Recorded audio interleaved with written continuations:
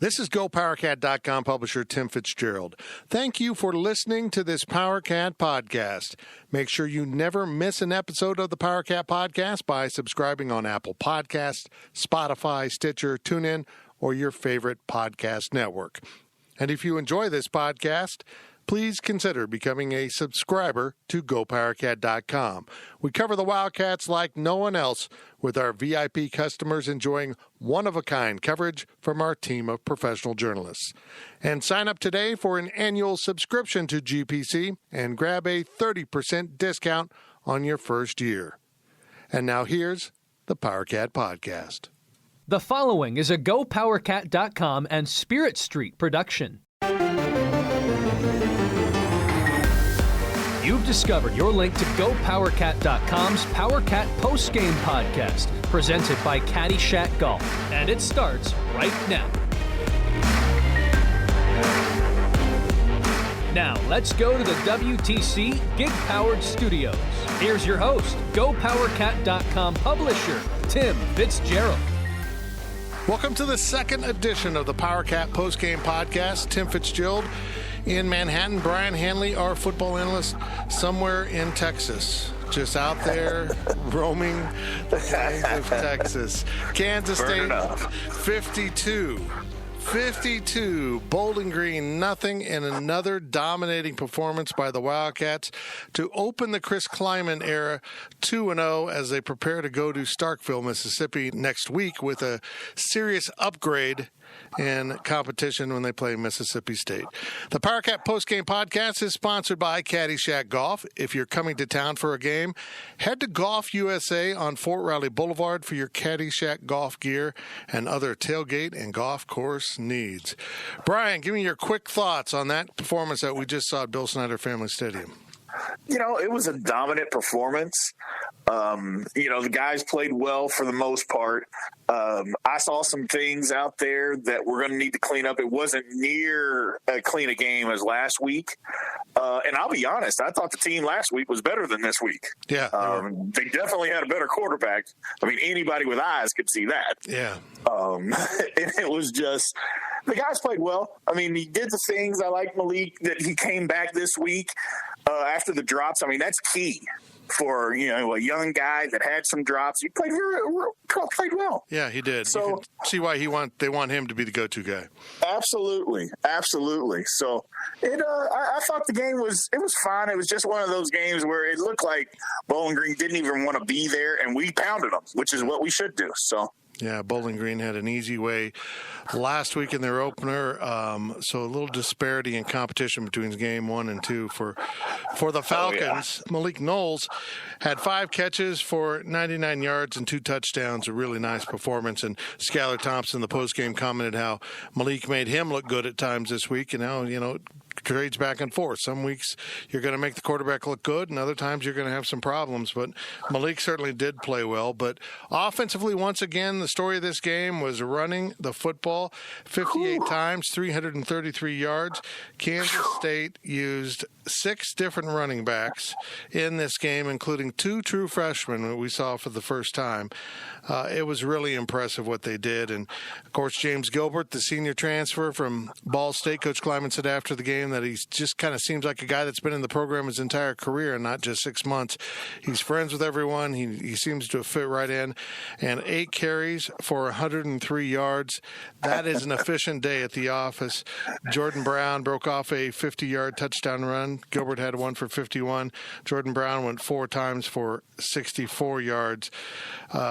Impressive. This running game is impressive. And for the second straight week, I found this very interesting, and I want your thoughts on this. They struggled on their first couple running plays, and it looked like, they're loading the box, and this might be problems. And then they just seem to figure it out, and it just breaks loose. Yeah, and sometimes that happens because I saw the same thing, and sometimes it's just getting a feel for certain guys that you're playing against, and that can be it. It just looked like they okay, they kind of surprised them a little bit, and they said, okay, well, now this is what we need to do. They figured it out within themselves. I mean, the offensive line is gelling. Now, granted, the competition is going to get better, but the offensive line is playing well. I don't care who we're playing against. They're playing well. They're moving people off the ball. They're getting a hat on a hat. So I saw the same thing, Tim, and it just looked like they figured it out. And sometimes that happens. I remember playing. It was just like you're playing against somebody, and they would stop you, or they would do something that you didn't think they would do. It was almost like they surprise you. And then you just figure it out after that, and things go well. Freshman Jacardia Wright, 14 carries, 59 yards. Freshman Joe Irvin, 8 carries, 28 yards. A lot of talk about Irvin in fall camp, and then it was Jacardia Wright, the first true freshman running back we saw this season. That young man's a load. He's a big dude, and when he figures it out, he's going to be really good.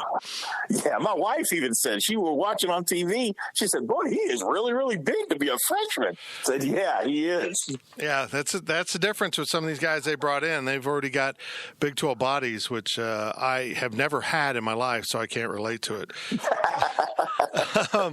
Skylar Thompson. Well, yes, you did. Skylar Thompson was efficient once again. He's 10 of 13 throwing the ball, 2 touchdowns, 151 yards, ran it a few times, 3 for 26. He got sacked one time, which counts against his rushing yardage in college.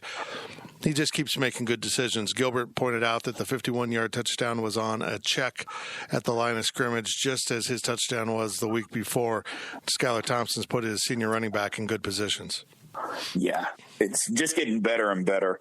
It's kind of what we said. He just picked up from last week, and he's just taking it to a different level. Again, the team is going to go as he goes and the offensive line goes. I know you could say that about anything, but in our case, that's going to be our bread and butter. I mean, we're going to run the ball, but we need a quarterback to play well. He's getting us in the right positions.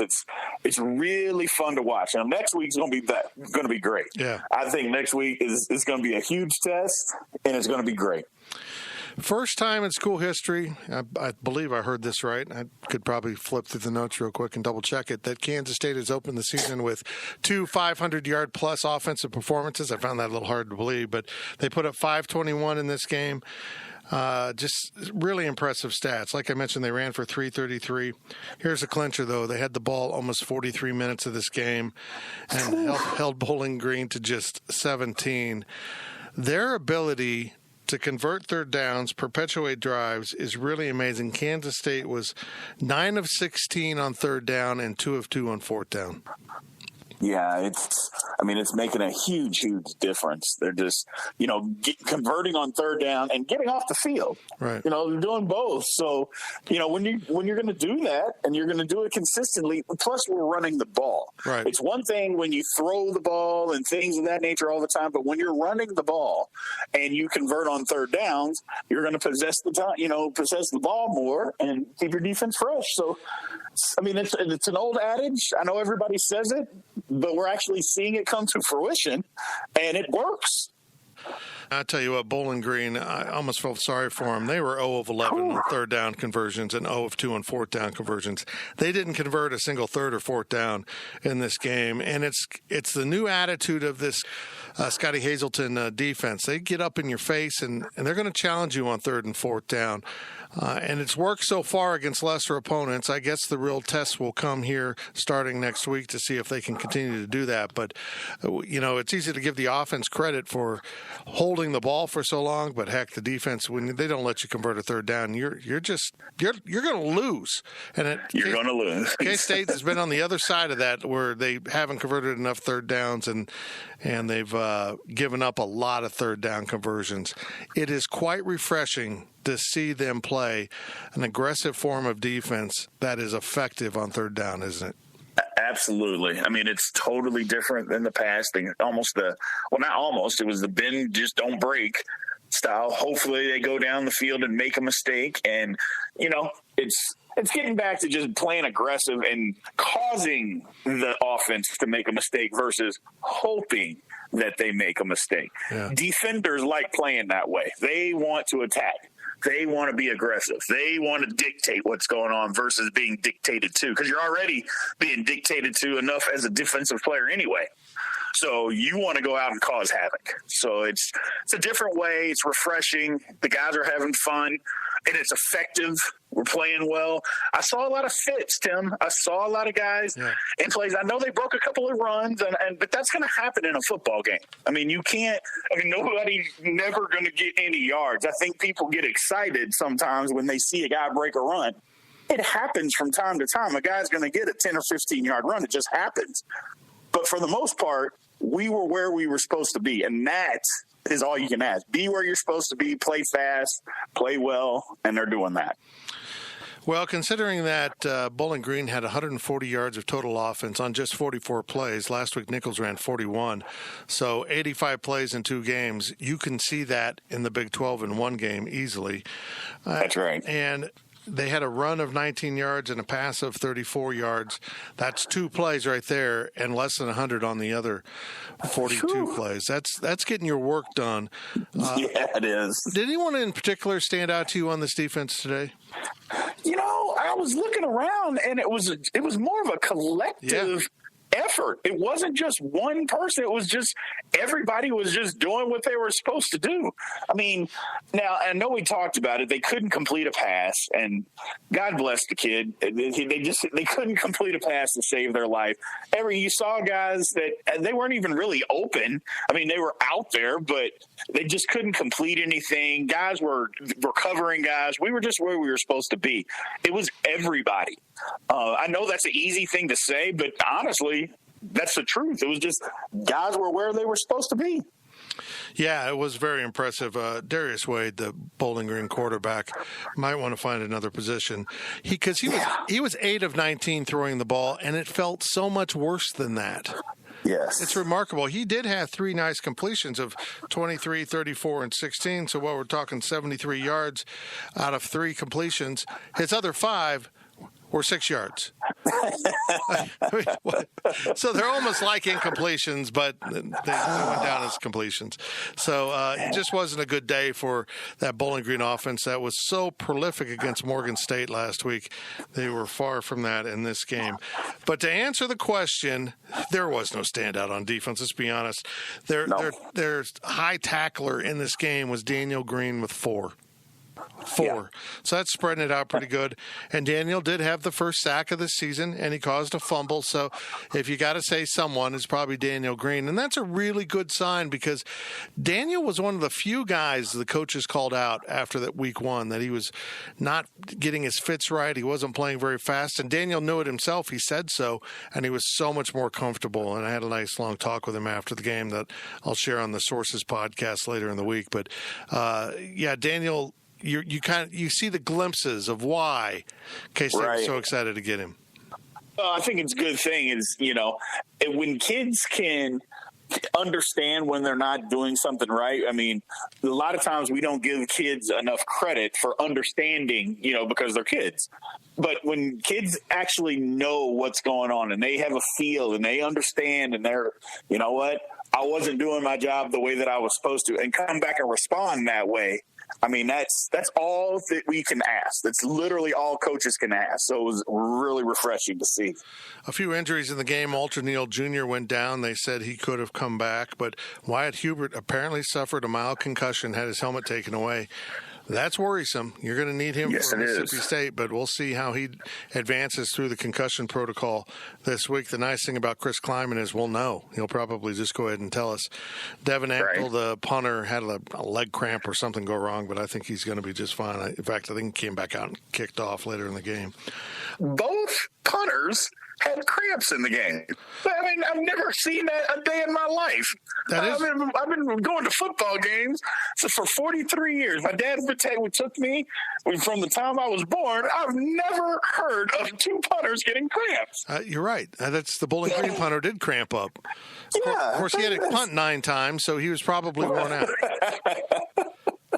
It was crazy. He had a 44-yard average, so he earned his money. That last one, he crushed it and then limped off the field. I'm like, man, This is insane. That's the way you go out, man. You crush the limp off. See, I'm done for the day. I'm walking out on that one.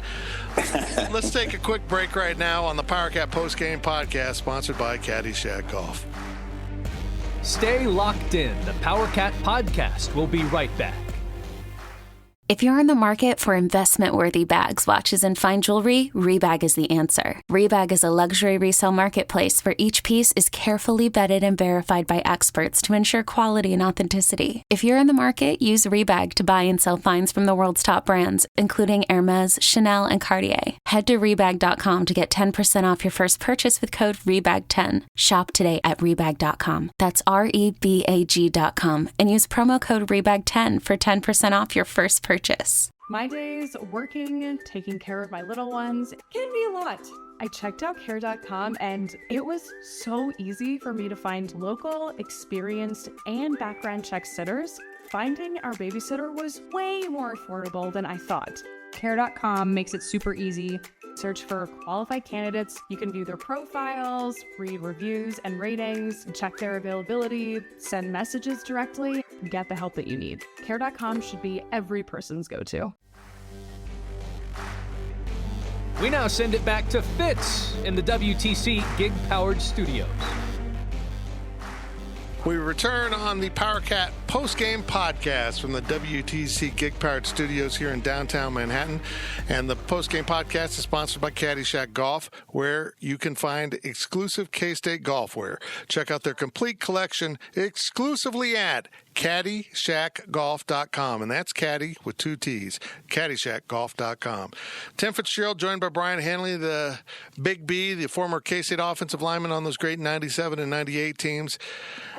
You know, I don't want to get ahead of myself. This is Nichols and Bowling Green, but I kind of feel like some pride is coming back into the program. Not that there wasn't pride in the program under Bill Snyder this last 10-year stretch. I mean, they did win a Big 12 title, but I felt like the program in some ways, coaches, players, and fans were kind of going through the motions, and going through the motions just good enough to be a 500, football team. 7 wins, 5 wins, 6 wins, somewhere in there.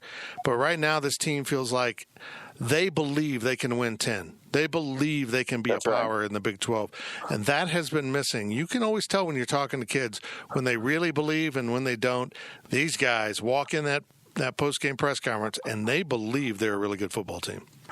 Well, and it starts at the top, obviously. It's just different. I mean, anybody that's going to sit here and just bash Bill Snyder, and I'm not saying you or anybody else is, that you're going to be insane. You're insane for doing something like that. But it's just different. And every now and then, change is good. Right. Change is good. And there's nothing wrong with change, when it's a good thing. And this is just a good thing. A breath of fresh air has been pumped into the program. It's almost like we got a reset button, and now we can go forward. And it's just a good vibe, and kids can feed off of that. Right. Kids can feed off of that, and they feed off of coaches' enthusiasm, things of that nature, because back when I played, we had younger coaches, and the coaches were enthusiastic, and we fed off of that. Yeah. Through the years, the coaches got a little older. Well, kids are going to feed off of that too. So, it's just a different way, and it's a breath of fresh air, and it's good to see that the kids are responding the right way. They sure are, and this next week is just a huge test for the Kansas State Wildcats. As we record this, Mississippi State is playing Southern Miss, so we don't know the final score of that. We do know that West Virginia looked awful at Missouri. Oh, my goodness. And Missouri lost last week at Wyoming, so that really makes me question West Virginia quite a bit. But sticking with the Wildcats, I was really fearful of this Mississippi State test, after what happened last season in Manhattan. Granted, Mississippi State lost a quarterback and a whole bunch of NFL players on that defensive side of the ball, but it's still a pretty good program. All of a sudden, maybe I'm reading too much into these 2 games. I feel like Kansas State is really going to contend to win down in Starkville next week. If Kansas State goes and plays, a clean football game, it's going to start there. And if they are doing the things that they need to do, when I say the things they need to do, for instance, have all the right fits on defense, guys being where they're supposed to be, playing fast, offensive line, not having any penalties, just going out and moving people, getting a hat on a hat. It's more, just having a hat on a hat, just even if you're not blocking somebody, if you're just in the way, you're doing something. Right. So, and the guys are doing it. If they go down there and do that, they're going to have a chance, because if Skyler's going to play the way that he's been playing, we're going to have a chance. I was skeptical coming into the season, just like you, and after the first 2 games, I feel a heck of a lot better. Yeah, it's incredible. The amount of confidence that this coaching staff has instilled in this team and belief in new systems. They really believe they're being given the systems to win on both sides of the ball, and so far they're proving it. And it really looks old school Kansas State when the game was over at halftime. And that's happened now and then under Coach Snyder 2.0, but not very often, and certainly not back-to-back to open seasons that I recall where they looked that good and that dominant. They salted away Nichols in week 1, 28-0, and then it was 31-0 at halftime of this game, I think. Yeah, it was just 2 dominant performances. So yeah, I don't know where K-State fits into this conference and, looking across the Big 12, but I'm going to guarantee you right now this is not the 9th place team in the conference as they were selected by the media in the preseason poll. They've got something Absolutely going here. They're going to face some adversity, but this feels really positive, doesn't it? It feels very positive. It just feels like the team knows that they're better. Kind of what you were saying earlier. They know that they're a better team, maybe than what they put out last year, or maybe even better than what they thought. And now that they're having success, again, 2 teams we were better than, so you got to keep that in perspective. But, you could also win these games 28-20. Right. And we're not doing that. So it's something to be said for that, because we have done that in the past. Oh. So there's something to be said for that. There's no way that we're going to finish unless something catastrophic happens, knock on wood. We're not finishing 9th in this conference, Tim. That's not happening. Yeah, I agree with you. This team is filled with confidence. They are accomplishing exactly what Chris Kleiman and offense coordinator Courtney Messingham want to accomplish on the offense side of the ball. They want to run. They want to do it with a number of running backs. They want to operate behind that big senior-laden offensive line and wear down opponents. I mentioned earlier in the first half of the podcast that running the ball early in the game didn't look great, but all of a sudden it just started working. And I feel like the more and more those guys keep leaning on the opposition, and they did some rotating on that offensive line to keep guys fresh, it just wears people out, and all of a sudden the running backs are just running free. This is built to be a fourth-quarter team. They get you into the fourth quarter and the game is close, they're built to have you worn out. We'll see next week if that works out. Yeah, I think you're absolutely right. The guys, the offensive line, for the most part, they're just road grading people. It's going to be different next week. We're not just going to road grade over them. Or maybe we will. I don't want to be the bearer of bad news and crush people's dreams. Yeah. Who knows what's going to happen. But it is going to be a tougher game. Mississippi State, I just watched them just briefly. They've got some athletes still. Plenty of them. And they got some big boys. So it's going to be a tough game. But I do expect us to go down there and compete. And expect us to go down there and kind of do what we do. And if we do things the right way, and like I said, if it's a clean game, I think we're going to have something here. Yeah, this is a big opportunity for Kansas State. And I feel like I would like to talk about this win over Bowling Green for about an hour, but there's not much to talk about. We covered the receivers, the running backs, the quarterback, the offensive line. The defense was hardly on the field again. Special teams was, it was okay. Some ups and downs to it. But Kansas State is just taking care of business and becoming a better football team along the way. And Chris Kleiman, for everything that people want to say is so different from Bill Snyder, boy, when he's talking about getting better every day and just got to continue to get better each practice, maybe that's typical coach speak now, but it is straight out of the Coach Snyder coach speak. Absolutely. Well, and the thing about it, pretty much coaches are all the same when it comes to that, but the guys are getting better. So that's all you can ask. They're coaching. I know they're coaching their butts off, and that's all we can ask. So guys are getting better. Teams playing hard. Teams playing fast. It's exciting. They just came out with another dominant performance today. It was good. Bad team we played against, but you know what? You can't control that. So yeah, I agree. It is what it is. His name is Brian Hanley. He is Big B of the Let's Talk Ball podcast, ltbpodcast.com. Go check out his podcast, and he's part of the Go PowerCat team as we follow Chris Kleiman's first season in Manhattan, Kansas. Kansas State defeats Bowling Green 52-0 to move to 2-0 on the season. Up next is a trip to Mississippi State for an 11 a.m. kickoff in Starkville against the Bulldogs. And the two of us will convene after that game, just like we have the first two. And you will also join me on the pregame podcast as we really get into the nuts and bolts a little bit more than we have in the previous podcast, because now there's a tangible opponent. You can find out a lot about them and really kind of break them down. So I'll have you on later in the week with the pregame podcast. But partner, it's good talking about wins, isn't it? Absolutely. Keep it going. That's it for this week from the WTC Gig Powered Studios with the PowerCat Postgame Podcast, sponsored by Caddy Shack Golf.